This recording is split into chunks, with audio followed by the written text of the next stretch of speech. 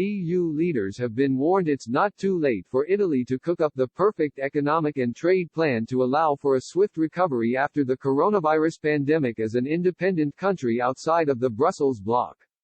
Italexit campaigner and founder of a new political party with the primary aim of taking the EU founding member state out of the bloc, Gianluigi Paragon, told Express it is time for Italy to plan new bilateral agreements with third countries across the world to resuscitate its economy as an independent and sovereign nation outside of the bloc.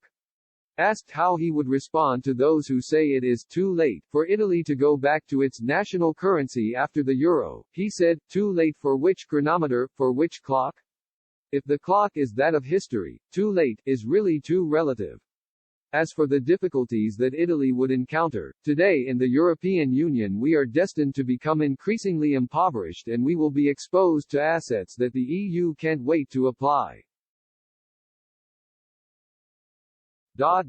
On the contrary, I think an Italy that returns to being a fully sovereign country, also and above all from a monetary point of view, has the possibility of engaging with other economies through bilateral agreements. In an economy that is increasingly made up of relationships, it is better to be alone and safe than to be inside a dynamic such as that of the European Union. Italy is now the bookmakers' favorite to be the next country to quit the European Union as an explosive new report predicted the possible implosion of the Eurozone in the wake of the coronavirus pandemic. A research paper by Econ Poll Europe suggested Italy and the most vulnerable members of the EU's single currency bloc face being plunged into quasi-stagnation as a result of the lockdown measures to curb the spread of the virus. Its authors, Luigi Bonatti and Andrea Fracasso, said ailing economies could become serious risks of contagion if they are allowed to fail by decision makers.